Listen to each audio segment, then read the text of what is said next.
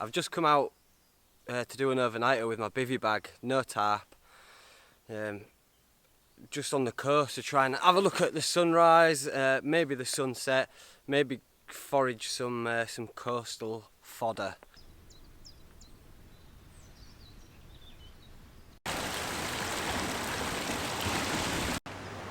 Whew. That's a trek. It's a good job I'm packing light. The only heavy things I've got is I got a bottle of wine and then just quite a bit of water, which you need. Just getting suited and booted. So although it's a lovely day, in the shade of these cliffs, when you stop it can get a bit nippy. Boring! Alright. So I've still got to wait until the tide goes down because I want to get some velvet crabs, and I'm going to cook a few of them up for my supper.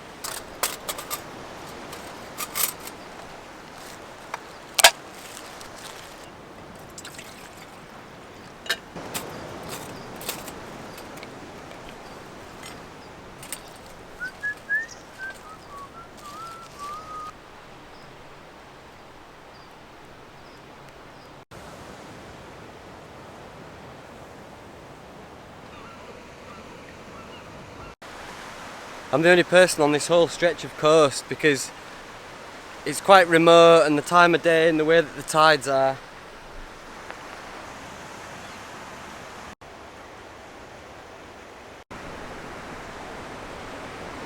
It's like a little playground. It's hard work though, bimbling around on the coastline over all these rocks. Ugh. Back and forth. It's hard graft, but I like it. You get little finds like this, look. So really, that won't take much. She's fossil hammer that bit off there. Lovely little ammonite that. I'll keep that.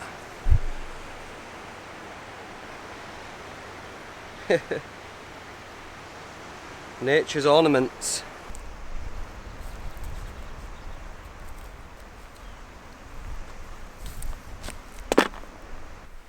I've been to this place before. Me and Rivers spent a couple of hours chilling out here, but I've never camped here. I've always wanted to camp here, and here I go. So I'm going to get some wood together, make camp a little bit more homely.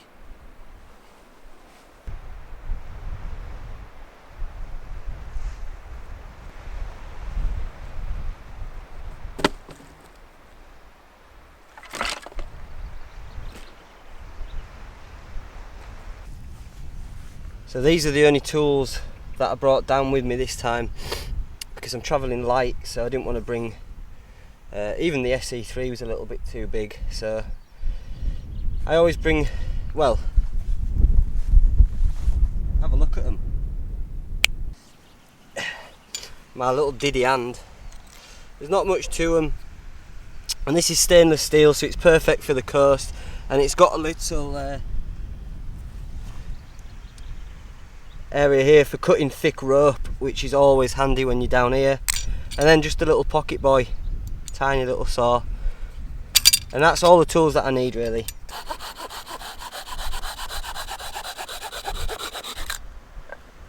Chilling in the sun with me tits out. Hey, baps out. Alright, let's go.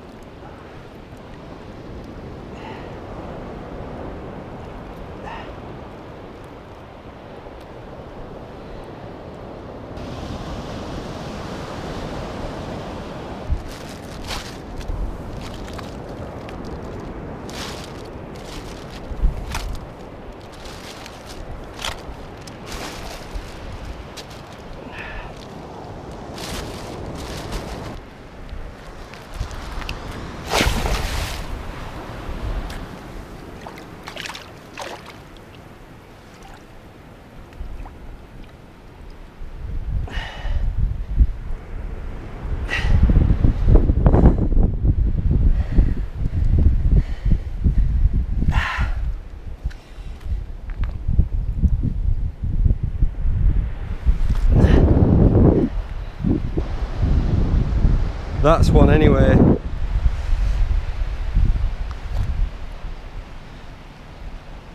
Velvet crab.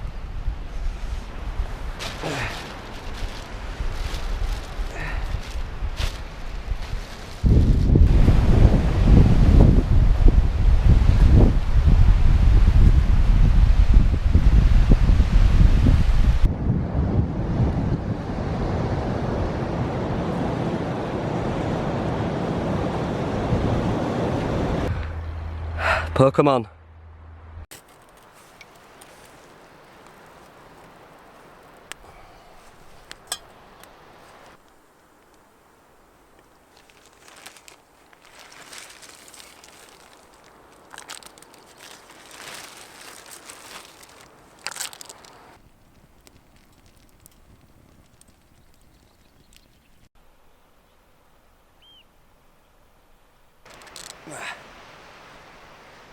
So I've just had a little walk over from camp onto the other side so I can watch the sun.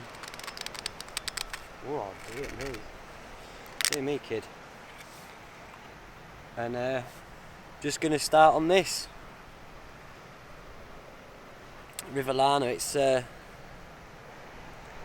nice bottle of Lioka.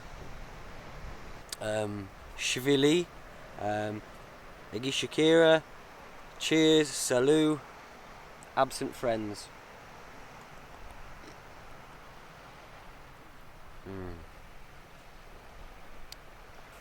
I'm soon to be locked in. I've got the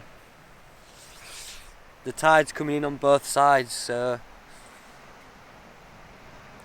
even if I wanted to leave now, I can't. I'm committed.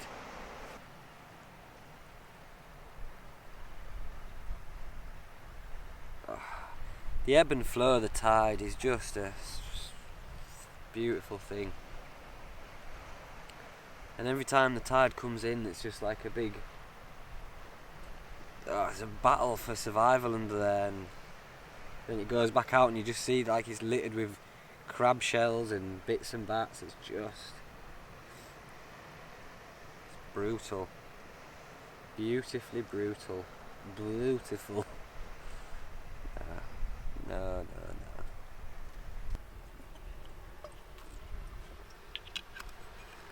That's wine bants, that's wine chat. Amy wine chat. Right, there's the sun gone. Gone behind that cliff, and the temperature drops a little bit, so as my mate Ray Mears says, hello Ray, I know you're watching, sunshine. Sorry I couldn't meet you at the Bushcraft show to be on stage with you. I know you really wanted me to be there, but I've got commitments, mate, and unfortunately they came first. I do apologise. Give me a ring sometime and we'll go for a few pints or just chill in and play Grand Theft Auto. Whatever you want, Ray. But as Ray says, it's always best to layer up before you get cold, because otherwise you're fighting a losing battle there. So there, cheers Ray, come on.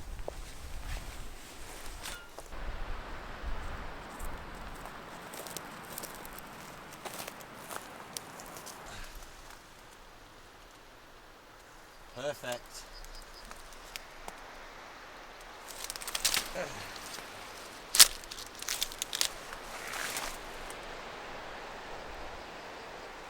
They're a lot more brown than this before they seed, before the seeds all go wild. You can dig up the roots and eat the roots. They're really just, you know, a bushcrafter's delight, these things. But let's see. So what you do, I've done this before, and the thing with this stuff is it will take a spark and it will burn, but it sort of bristles. It's really quick to burn. It doesn't gather much heat, so you need to be ready. You need to have your bracken ready to go, because that will create a bit more heat. Bigger nest, that's the way forward. Nice big old nestaroonie.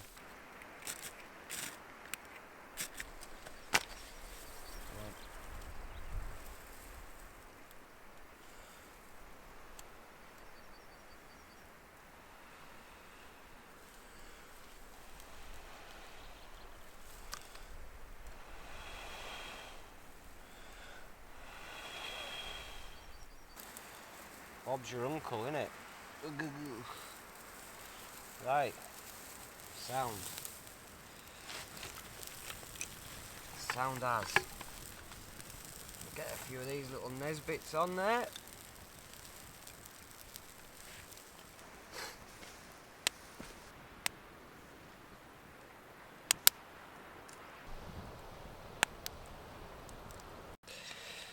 That was my main quarry. That was one of the reasons that I came down. That is the largest swimmer crab in British waters. Not this particular specimen, but it's the velvet crab, also known as the devil crab. And you can see the back legs, look, are really flat, and that's to help them swim. And then they've got like little fine hairs all over their back, which gives them a velvety feel, like bristly feel to them. They've got red eyes, that's why they get called the devil crab, and they're really fast as well, really quick. That's just a big old shore crab, look at him. Dutty boy. That's the limpet. Once it's cooked, you just discard this black bit, that's all its guts, and you're just left with the body there. Oh. Yeah. And that's good eating. If it's not done right, it can be a bit rubbery. Limpets don't take long at all. You just boil them until they come free of the shell. It's rubbery, but it's tasty. I like the taste. And because I boiled them for quite a while, it's not as rubbery as some I've had. Let's get a prime specimen out for you. And they have these little... It has this little sort of thing that goes over the top of it. It's like a little stained glass window. That protects it from... Not from me though. Jab it in head, and then the trick is to just, oh come on, curl it as you're going. That's it. That's the key. You see that little curly youth? That's its shit sack on the bottom there. But we eat that. It's a stronger flavour than the limpet. But you don't get much meat on him, so it's a labour of love, but I was brought up on these. And no food in my life invokes that word? Memory like a winkle. Just reminds me of my granddad. R.I.P. Granddad.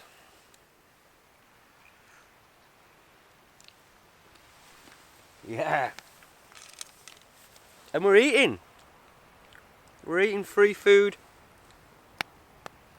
that we foraged ourselves. And it wasn't even hard work. Just a little walk on the beach. Come here. Mmm. Delicious. And it's all, you know, it's all calories. Brilliant. So look at this young youth. So you can take the claws off. That's where you get quite good meat in there. Or, top tip for anyone who's going to do this sort of thing. If you take the bottom claw,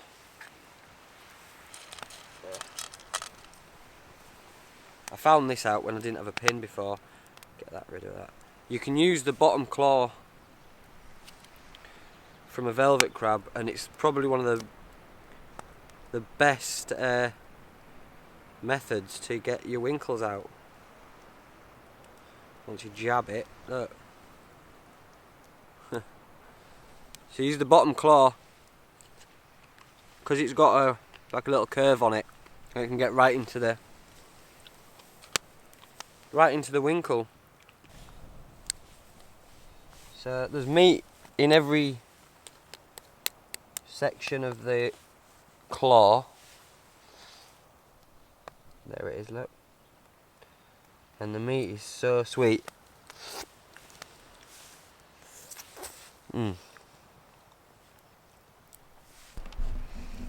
Decent bit there of claw meat. Oh man. Oh, it's so nice.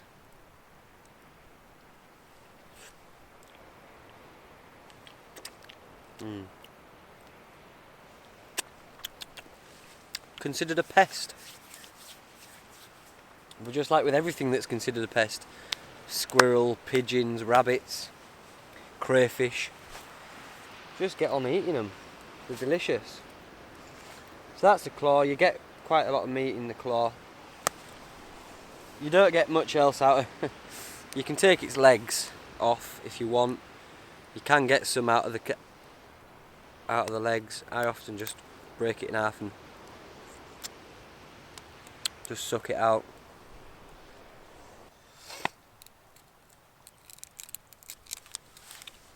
Like that, look. Into the brown meat and the gills. And there's bits of meat in there. There's some nice meat. The brown meat is tasty. Up in here, look. Nice bit of brown meat. Ah, the flavour's superb. I'm just going to peck at this like some sort of hungry seagull for a bit and devour all my findings. I didn't get too much, but it's just enough for me to have a nice little, and it's perfect by the seaside. Look at that. Bonjour.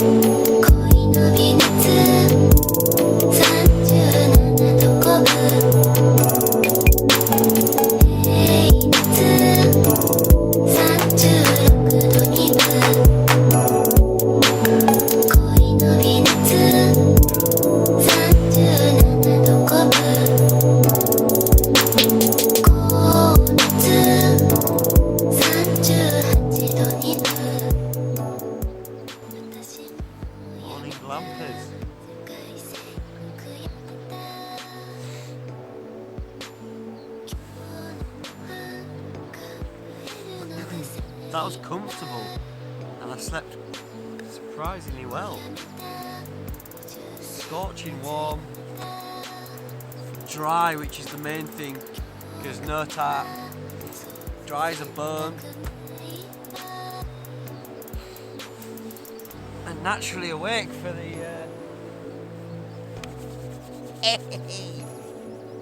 the sunrise.